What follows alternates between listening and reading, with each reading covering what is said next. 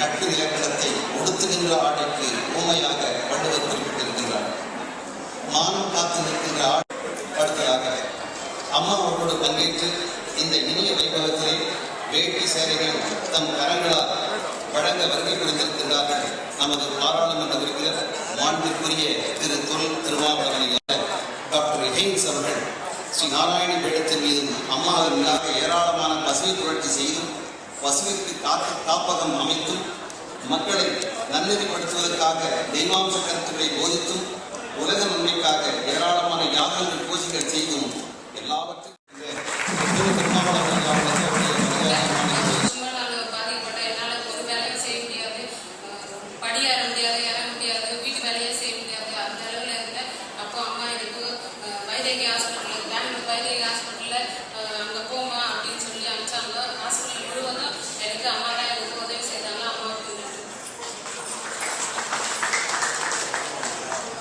நிகழ்ச்சியில் அடுத்ததாக செல்வி அபர்ணா அவர்கள் ஏழை மாணவர்களுடைய முழு செலவையும் அம்மா அவர்கள் ஏற்றுக்கொண்டு அந்த செல்வியை படிக்க வைத்துக் கொண்டிருக்கிறார்கள்.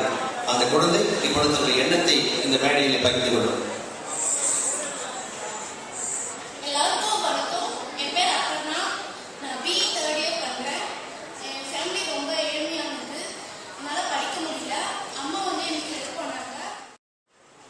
அடுத்ததாக திரு வெங்கடேசன் அவர்கள், இவர்களுக்கு 2009ஆம் ஆண்டு இருதய வலி ஏற்பட்டது. அப்பொழுது பரிசோதிக்கின்ற பொழுது இதய அடைப்பு, இந்த குடும்பத்திற்கு சிறந்த தந்தையாக இருந்தார்கள். அவருடைய எண்ணத்தை இப்பொழுது மேடையில் பகிர்ந்து கொள்வார்.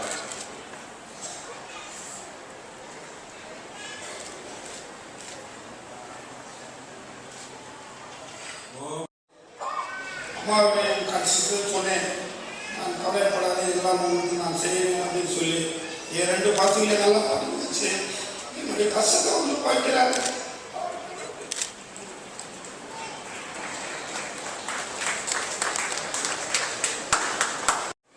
நமக்கெல்லாம் ஞான குருவாக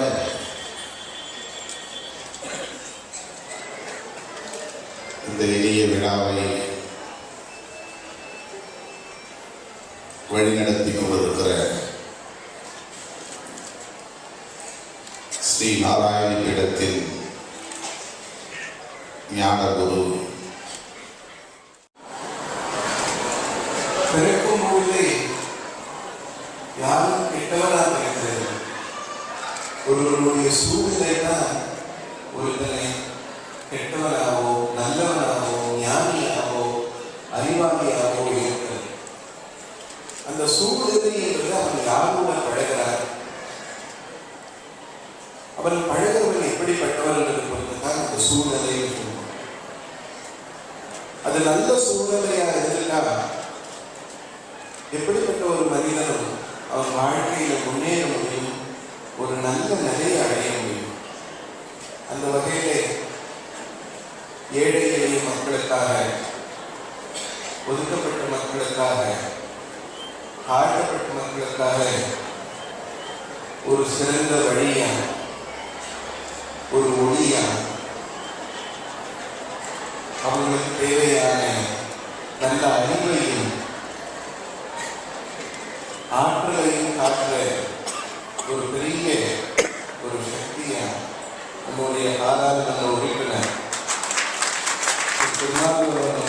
இருக்கிறது ஒரு பெரிய சந்தோஷமான விஷயம். அவங்க முதல்ல ஆரம்பிக்கும் பொழுது சொன்னாங்க, இந்த பீடத்தினுடைய நிகழ்ச்சிக்கு அழைக்கும் பொழுது நாம் கலந்துவது மூலியமாவது ஒதுக்கப்பட்ட சமுதாயம் 2000 பேர் கலந்துட்டு இந்த நல்ல விஷயங்களை கேட்கட்டும் அப்படின்னு. அது அவங்களுடைய ஒரு பெருந்தன்மையான ஒரு பரந்த நோக்கத்தை காட்டுது.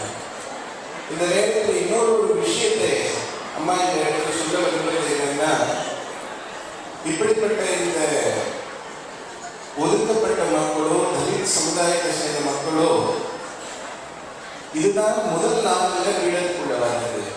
பீடத்தில் இருக்கிற 2300 ஊழியர்கள 640 பேரு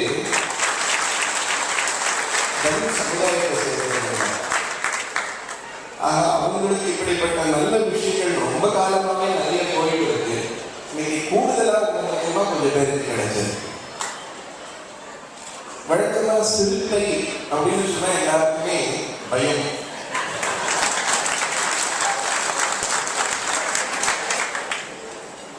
எதனால அது வீரம் நிறைஞ்சது, ஆற்றல் நிறைஞ்சது, கோபம் நிறைஞ்சது. அந்த பயம்ன்றது ஒரு அளவுக்கு அதை பார்த்து நமக்கு பெருமையா இருக்கும், நம்மளை பார்த்து பயப்படுறாங்க.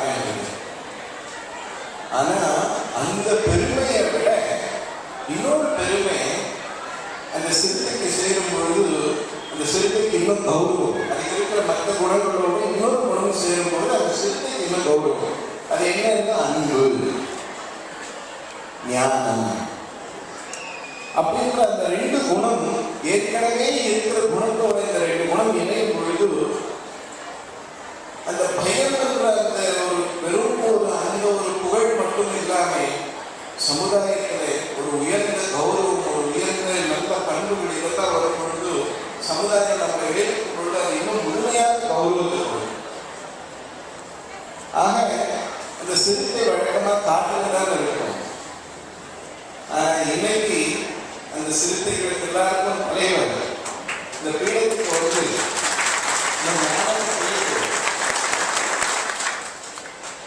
அம்மாவுடைய சில விஷயங்களை கேட்டு இந்த ஒரு மணி நேரம் பார்க்கும் பொழுது ஒன்றும் முடிவாயிடுச்சு. அந்த சிறுத்தைக்கு ஞானம் வந்து இணையத்தில் ஆரம்பமாகிடுச்சு.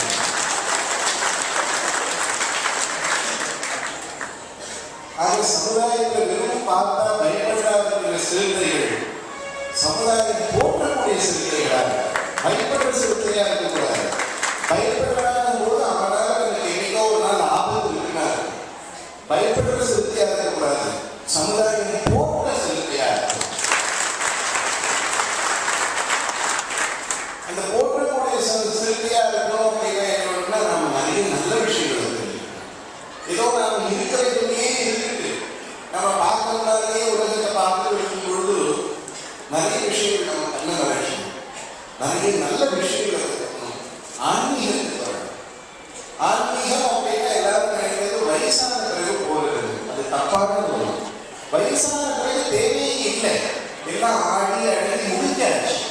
அதுக்கு மேல போய் கற்றுக்க செய்ய வேண்டியது ஒன்றும் இல்லை. செய்ய வேண்டிய வயசுல சக்தி இருக்கிற காலத்துல நல்லது செய்யும். அதுக்கு எது நல்லதுன்னு தெரிவிக்கணும். அதை கற்றுக் இடங்கள் தான் இடம் கிடைக்கும். ஆக அந்த வகையில ஒரு தாயின் பெருமை தன்னுடைய குழந்தை நல்லவன்னு ஊரெல்லாம் சொல்றது.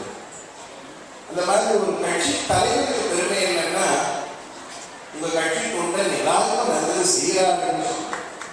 அந்த மாதிரி இந்த விடுதலை சிறுத்தைகள் இந்த அமைப்பு அது வெறும் ஒரு அமைப்பா மட்டும் இல்லாமலே சமுதாயத்திற்கு ஒரு சிறிய பெரிய ஒரு சீரிய தொண்டு செய்யற ஒரு பெரிய இயக்கமாக அதை உருவாக்குற அந்த சக்தியும் ஞானத்தையும் இதுவரைக்கும் ஏற்கனவே இருந்ததோட இன்னைக்கு அம்மா கூடுதலா கண்டிப்பா கொடுக்குது.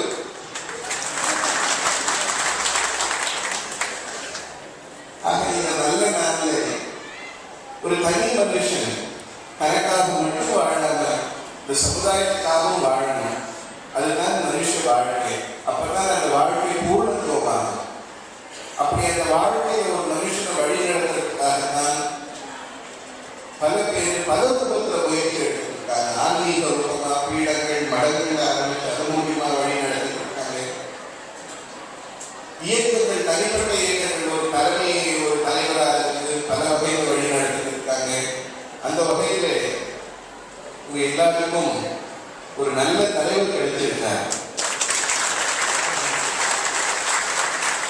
அந்த பெருமையோட அவருக்கு நீங்க இன்னொரு பெருமை கொடுக்கணும். அவரு சொல்லுங்க எனக்கு நல்ல தொண்டர்கள் கிடைச்சிருக்காங்க. அது ரொம்ப முக்கியம். அந்த வகையில சமுதாயத்துக்கு தேவையான சிறப்பான தொண்டுகளை செய்து மக்கள் மனசுல இடம் பிடிக்கும் பொழுது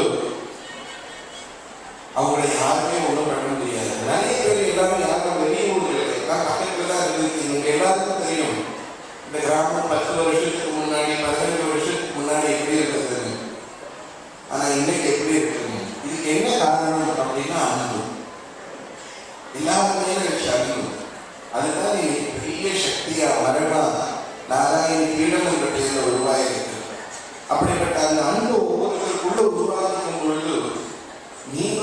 நமக்கு அதை போற்றக்கூடிய ஒரு வர முடியும். பயப்படுறது ஒரு பெருமை, ஆனா அது முழுமையான பெருமை இல்லை. போற்றணும், நம்மளை போற்றணும், புகழ்ந்து பாடணும், நமக்கு பின்னாடி பேசணும், நல்லவர்களும் பேசணும்.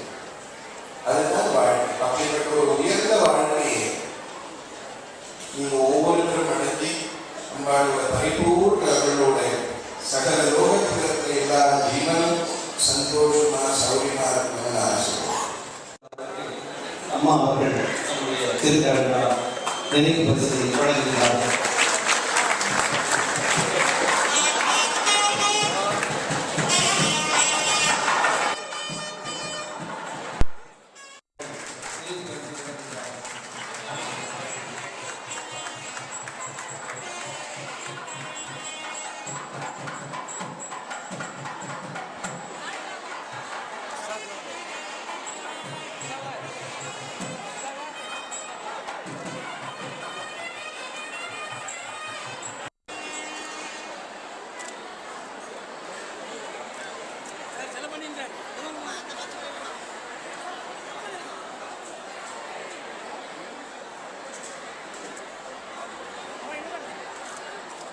தயவுசெய்து எல்லோரும் அமைதியாக